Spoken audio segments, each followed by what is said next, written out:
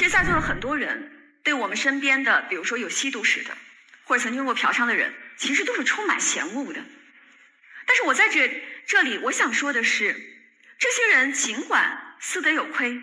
也違反了治安管理處罰法，但是法律已經給他配備了包括拘留在內的行政處罰。如果我們再讓這些人一輩子都受到制度歧視或者是精神羞辱，是不是還是違背了我们法律上所說的过罚相当原则呢？再到那些吸毒的人，我們不管他是不是已经戒毒成功，你会发现真正留給他的工作機會其實已經所剩無幾。我大概在法律上做了一個統計，那曾經有過吸毒史的人留給你的工作機會大概只剩下2種，一個是家政，另外一個是外賣。但是這個公平嗎？大家好，我是大王，我是小汪。2025年11月27號，一場網絡輿論風暴在毫無預兆中爆發了。江蘇省南通市文化和旅遊局的官方抖音賬號南通文旅，在新疆生產建設兵團女子強制隔離戒毒所的官方賬號兵團禁毒發布的一條普法視頻下面留下6個字的評論：哪位少爺吸了？這條視頻介紹的是將於2026年1月1號起實施的新修訂的治安管理處罰法第136條，其中規定違反治安管理的記錄應當予以封存，不得向任何單位和個人提供或者公開。有關國家機關為辦案需要或者有關單位根據國家規定進行查詢的除外。這個條例就意味着吸毒、嫖娼、賭博等治安違法行為的記錄都將在封存範圍之內。對，6個字引發的反應超出了所有人的想象，就像一個蝴蝶效應。南通文旅的粉絲數呢，也從27日的35.3萬，在28日的中午就突破了200萬，到了當天的晚上又翻了，超過了400萬，平均每分鐘漲粉約3000人，真羨慕啊！要知道之前南通知雲的足球隊在聯賽中取得勝利的時候，南通文旅也只漲了10萬的粉絲。你看足球比賽一般都是很多男人喜歡關注的吧？就算取得勝利也才10萬粉，這一下好家伙400萬粉直接。這次漲粉的速度呢，直接就創造了政務新媒體的一個罕見的奇蹟。而且他的這條評論之所以會引發如此巨大的反響，首先就在於他打破了官方賬號的一個刻板印象。你看大家對於官方賬號都是什麼感覺呀？那種藍威的是吧？是不是都覺得他們平時的發言既嚴謹又保守，4平8穩的？這次的這條評論呢，就非常的口語化，還帶有調侃的意味。這種強烈的反差就讓網友們感到既驚訝又新鮮。更深層次的原因是呢，這6個字還精準的擊中了公眾對於制度公平的一個焦慮。一邊你看是普通人的身份證號碼都沒有隱私，隨便可以被人查取，對吧？另外一邊呢，卻是像吸毒記錄這種還要被封存保護，這種對比就讓很多人產生了一個強烈的不平衡感。不少人就質疑緝毒工作的意義何在，擔憂特權階層會借此逃避監督。網絡名人胡錫進老胡也在事件發酵之後發表了評論，他就認為南通文旅這條帶有諷刺意味的留言與治安處罰法的新規不符按說這個官方賬號不應該這麼做呀，但他同時也指出管理賬號的大多應該是資歷不深的小編這條留言一看就不是賬號官方的意思，屬於內部管理的小事故，無需上綱上線大家不要討論了。胡錫進呢還表示說，這個治安處罰法要求封存相關處罰記錄是保護這個個人信息，是防止犯錯者受到歧視，幫助他們繼續正常生活的一項良知。他相信大多數人都會同意這一點。他認為社會對於保護個人信息總體上應該是充分支持的。南通文旅的這個留言其實是一個調侃，網友們都喜歡調侃嘛，不喜歡官方賬號做什麼事都一本正經的，是吧？那這件事的本質呢，就是南通文旅的調侃留言觸發了一波不大不小的網上聲音的聚集。讓老胡感到遺憾的是兵團禁毒在爭議發生後刪除了介紹治安處罰法封存吸毒等記錄新規的這個視頻。他就批評說你看一些官方機構太怕事兒了，只要處罰所謂的輿情，對的也不敢堅持。老胡繼續說原視頻說的沒錯呀，一些網民就湊過來支持一下南通文旅，留言起哄，這有啥呀？這種回避態度不僅未能平息爭議，反而讓法律本身成為質疑的對象。可惜老胡自己也没咋堅持啊，他不久之后也把他这个评論給刪除了。在事件發酵之後啊，各地的文旅賬號那也是紛紛跟進，發布禁毒宣傳內容，表達對禁毒工作的支持。人民日報等主流媒體也發布了禁毒的視頻，為那些隱姓埋名、浴血奮戰的緝毒警察發聲。這場爭議的核心實際上是圍繞吸毒記錄封存政策展開的哈。在這場討論中，北京大學法學院教授趙紅和清華大學法學院教授勞東燕那成為了輿論的焦點。他們因為支持封存政策而遭到了非常嚴重的網絡攻擊。先來看看趙紅教授的觀點和爭議哈。北大法學院教授趙紅呢，他其實長期致力於推動治安違法記錄的封存制度。他在接受央視採訪的時候就說，根據統計啊，在當下的中國，平均每年有800萬人因為治安違法而受到處罰。他提出了一個問題，就如果這個相關記錄永久不消除，是不是等到哪一年就沒有人可以考公了，人均都違法了？當然了，這個趙紅教授他只是調侃一下哈，因為小學數學你算一下就知道，一年800萬，100年才8個億嘛，而且這100年已經有很多人去世了，還有很多人重複犯罪。對，那趙紅啊，他就強調，吸毒在法律上其實只是一個行政違法，後面我會詳細講一下哈。這個與刑事犯罪呢，在法律性質和危害程度、懲戒依據上存在着本質區別。這個販毒和製毒它是重罪啊，要進行刑法的嚴打。但是單純吸毒呢，是屬於治安違法，最高處罰就是15天的拘留。他認為呢，這個封存不等於縱容哈，這個記錄只是限制公開，並非徹底的刪除，公安系統的動態管控照樣進行。在回應公眾對知情權和安全隱患的擔憂的時候，趙紅還說啊，現有的法律體系已經設置了較為完善的這個防線，比如啊，未成年人保護法明確規定，曾經對未成年人有猥褻、虐待、拐賣等違法犯罪記錄的，終身不得從事密切接觸未成年人的職業。娛樂場所管理條例也明確規定，有吸毒史的人員不得從事娛樂行業相關的工作。這些法律和行政的法規已經為敏感的行業劃定了從業的禁止紅線。趙紅還明確表示，因為這個考公考編屬於國家機關招錄，有嚴格的政審制度，無論是刑事犯罪記錄還是治安違法記錄，都是政審的重要的考察內容。封存制度啊，並不影響政審的正常進行。他認為，當前有治安違法記錄的群體，爭取的並非考公考編這類核心崗位的准入權，而是從事普通的社會職業正常生存發展的權利。這些權利不應該因為一次輕微的違法就被終身剝奪。然而，趙紅的這個人均違法論就引發了巨大的爭議哈，許多人就批評他混淆了人次和人數的概念，因為同一個人可以多次違法嘛，就像你剛才講的哈，所以每年新增的違法人數實際上遠低於800萬人。更重要的是，很多公務員崗位的這個考取需要提供的是無犯罪證明，而不是無違法記錄，這是有區別的哈。後面我會詳細講。即便需要同時提供無違法記錄，按照每年800萬的新增，至少也要將近200年才能徹底覆蓋14億人口嘛。剛才我們簡單算過了哈。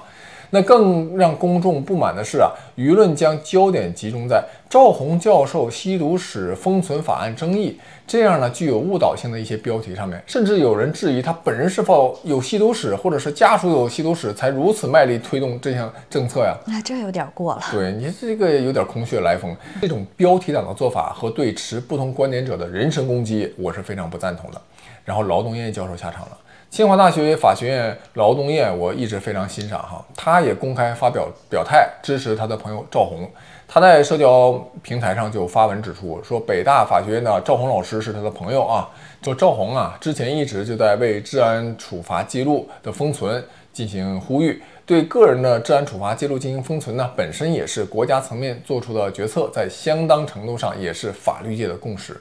勞東燕啊就質問說，不知道為什麼哈，最近幾天輿論的攻擊焦點突然就轉向了趙紅老師個人，而且專門指向所謂的吸毒史，甚至趙紅教授吸毒史封存法案爭議成為微博的熱搜詞。這種標題黨的做法存在嚴重的誤導傾向啊！也認為對持有不同觀點者展開這種有組織的圍攻啊，真是下作。他特別強調說，這個治安處罰記錄封存不是議題或者議案，是正式通過的法律規定啊。之前呢，这个《治安管理處罰法》修訂時候公布過一審的稿件草稿向社會公眾徵求過意見，尤其是2023年的9月那一次公開的徵求意見，社會關注度特別高。當時立法機關收到超過10萬條的修改意見和建議勞動院又退一步說，如果人們確實認為相關的規定有問題，在立法已經通過的情況下，合理的反應難道不是應該向立法機關提出嗎？他就質問說，專門圍攻某位贊成立法規定的學者，是覺得他可以欺負，還是希望由此形成一種寒蟬效應，讓專業人士在公共領域徹底晉升？對，應該友好討論嘛。有句話不是說嗎？我不同意你的觀點，但是我捍衛你說話的權利。就算觀點不一致，也不應該上升到人身攻擊嘛。其實就這件事來說，我不太贊成勞動院教授的觀點哈。後面我會講講我的看法。但是呢，我確實是覺得你這個人身攻擊就沒有必要哈。勞動院還表示不管趙紅老師是不是他的朋友，他都持有這樣的觀點。這個我還是非常相信他是這樣的一個為人的哈。他其實是堅持自己的價值觀，他並不會因為某人是他的朋友與否而否定他自己的價值觀。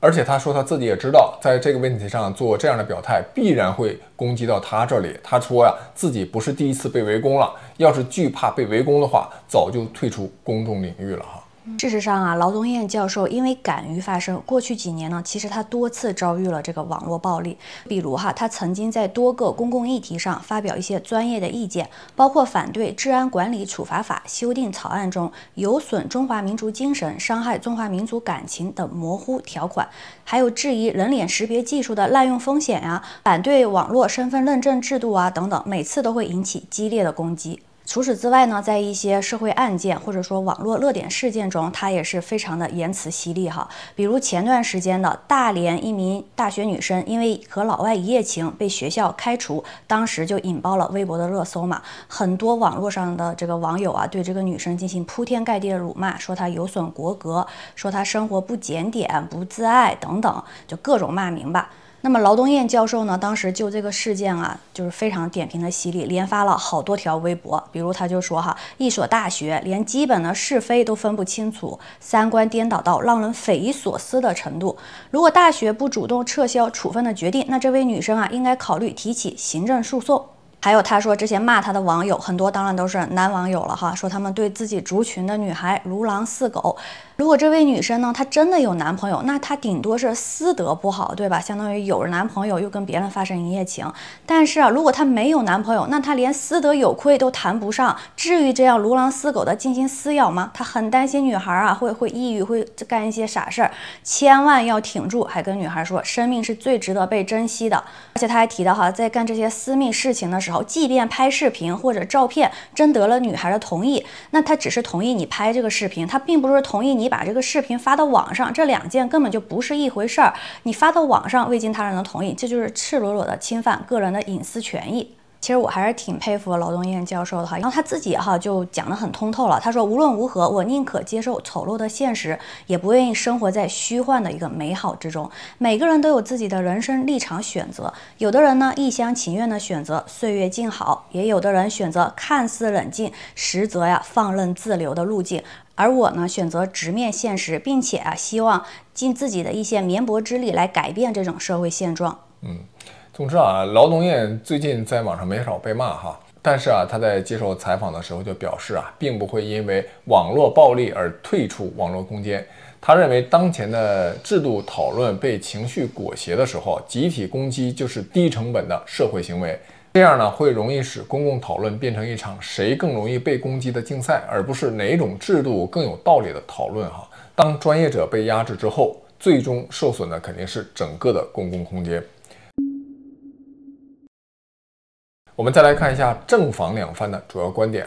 支持封存政策的一方認為，這是法律的進步給曾經有過吸毒記錄的群體一個重新被社會接納的機會法學專家就指出這項制度體現了行政法的比例原則，就是將輕微違法記錄永久公開，導致當事人在就業、升學等各方面終身受到限制，這種懲罰程度和過錯的程度是失衡的。數據就顯示，2019年到2023年，全國的公安機關查處的治安案件一共是4350萬件，平均每年807萬起。大量的當事人因為一次的輕微治安違法記錄，在人生的關鍵點被一票否決。這不僅對個人不公，也給社會制造了龐大的邊緣化群體。中國人民公安大學偵查學院的教授包涵他就表示立法本身並沒有縱容吸毒者的意思從整個治安違法來看，它都是屬於那種很輕微的違法行為。那既然在刑法裡已經建立了針對未成年人的犯罪記錄封存制度，那犯罪的記錄都可以被封存，那憑什麼違法的記錄为什麼不可以被封存呢？這也是一種立法的進步北京大學法學院教授趙宏和清華大學法學院教授勞东彥也都是支持封存的不重複了，前面講過。總之就是支持者認為對弱勢群體的關照是一個社會文明的標誌，不應該讓人因為一次的錯誤就終身背負標籤。反對封存政策的一方就認為這是對用生命奉獻在一線的緝毒警察的不尊重。大量的評論就表達了這樣的一個對比，就說緝毒警察一輩子隱姓埋名，浴血奮戰，但是這個吸毒者的記錄居然可以封存，強烈的就認為這是對犧牲的禁毒警察不公平。反對者就擔心封存制度會削弱對吸毒行為的警示效應，可能會導致涉毒行為隱匿化。公眾還擔心公共安全和知情權的問題。有觀點就認為，對教育、醫療、安保等等特定的行業，用人單位應該有權查詢從業者的吸毒等記錄否則就會構成公共安全的隱患。一些人還擔心說，鄰居吸毒記錄封存會侵犯自己的安全權害怕風險隱身也有人擔心警方不再通報藝人的吸毒案件，會讓吸毒藝人借此洗白，重回銀幕。更深層的擔憂在於對於特權濫用的焦慮。男童文裡的那句話，哪位少爺吸了，之所以一天內就讓他漲粉了100萬，正是因為網友普遍認為封存制度對普通百姓意義不大，反而可能對有資源者能夠掩蓋劣跡提供一種便利。當少爺群體的吸毒記錄被封存，但是普通人卻因為小額盜竊留下終身污點的時候，制度公平性如何保障呢？在阐述我的这個觀點之前我們先來明確一下，就很多人都容易誤解的問題，就吸毒本身在中國大陸到底算不算犯罪？答案是單純吸毒並不等於犯罪，它屬於違法行為，而不是刑事犯罪。這個違法和犯罪最大的區別是哪兒呢？違法是指違反法律的規定了，但危害程度沒有達到刑法追責的這個標準，而犯罪是觸犯了刑法，必須承擔刑事責任。違法呢，通常是由行政機關來進行處理，比如罰款拘留警告吊銷資格而犯罪呢，則由法院來進行判決，可能會被判管制、拘役、有期徒刑甚至無期徒刑。那違法記錄一般影響比較輕，多數情況下呢，隨着時間能夠消除或者封存。犯罪記錄就屬於前科會長期影響就業、出入境、政審等等違法的處罰的目的主要是糾正和管理，而犯罪的處理核心就是懲罰和預防。簡單來說呢，這個違法是法律層面的不對，然後犯罪呢就是社會意義上的嚴重危害。兩者的界限就在於行為的危害程度、社會後果和法律的性質就毒品相關來說，真正會被追究這個刑事責任是和吸毒相關的那些，比如販毒、運輸毒品、製造毒品或者容留他人吸毒等等但是單純吸毒一般不會被認為是犯罪具體來說如果一個人第一次或者第二次被查到吸毒，那公安機關通常會做3件事。第一個是行政拘留，一般在10天以內，情節重一點的一般會到15天。第二呢是做毒品的檢測，比如尿檢或者毛髮的檢測。第三是責令戒毒，比如要求參加社區戒毒3年期間要定期接受教育隨訪和複查。但如果這個人多次的複吸、拒絕戒毒，或者在社區戒毒期間又吸了，情況就會上升到更嚴厲的措施，叫做強制隔離戒毒，通常呢是2年。這2年呢不是坐牢，但強度接近封閉式的管理，由司法和公安一起來執行。這些進了戒毒所強制戒毒的人出來之後，往往要接受3年的幫扶管控，他們的信息呢就是全国聯網的走到哪兒都會報警。比如張三在戒毒管控期間，如果去外地旅遊，他在刷臉進站的時候，对面的警方就會收到信息。在這3年裡呢，戒毒人員還要隨時接受傳喚，進行採發呀，或者取尿驗毒。如果有複吸發現，那就會被送回戒毒所。3年不複吸那基本上就算是正常人了。吸毒史呢不向社會公開，但會在公安留檔，這就是所謂的封存。實際上之前很多年都是這麼操作的啊，這次呢只是在治安管理處罰法裡面明確體現出來了。那哪些情況才會變成犯罪呢？最典型的就是那個收容他人吸毒，比如果在家裡、出租房、酒店房間、KTV 包間為別人提供吸毒的場所，不管他自己吸沒吸，都屬於刑法裡面的容留他人吸毒罪，可能被判處3年以下的有期徒刑、拘役或者管制，并處罰金。如果行為涉及到販毒、運輸毒品、製造毒品，那就屬於重罪了，刑罰可能從10年以上一直到無期甚至死刑。另外，如果吸毒後開車被查到影響駕駛安全，也可能因為駕駛危險或者相關行為被追究刑事責任。總體來說呀，中國大陸對吸毒的態度是單純吸毒不定罪，但會嚴格的管控，屢戒不改，必須強制隔離。涉及他人或者毒品的流通鏈條，就直接進入到刑事層面。法律設計的思路就是早發現、早干預，重打擊供給，嚴限制需求。需要特別說明的是，封存可不等於消除或者是刪除。違法記錄和犯罪記錄實際上都被執法機關和司法機關登記在案的，並沒有完全消除從來就沒有建立這種前科消除制度，不會因為封存之前的違法記錄就消失了。好，前面講完了關於正反兩方面的觀點以及吸毒的性質那我來談談我自己的看法。首先，我想明確表達一個立場就是我也不同意勞東燕教授那個觀點但是我非常反對勞東燕教授對他們的這些學者的人身攻擊你可以不同意他們的觀點，大家都可以發表自己的觀點，表達自己的立場，可以不同意，但不應該因為他的看法跟你想法跟你不一樣，就各種辱罵和網絡暴力，甚至上升到各種猜測好，我們回到討論這個封存制度本身，就正反兩方面各有各的道理，但我覺得其實有一個更合理的折中方案我的建議是記錄不封存，保持一個透明，讓公眾有知情權。但是呢，對於這些有過吸毒史的人員呢，社會要讓他們接納他们，要讓他們重新融入社會，要給那些接納這些有吸毒史人員的企業一些稅收的優惠，幫助他們重新融入社會。具體來說就是，如果有企業願意做背景調查，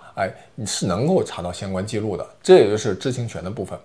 然後這個企業呢，它就可以有自主的選擇權，它可以選擇錄用，也可以選擇不錄用。但是對於這個選擇錄用有吸毒史人員的這些人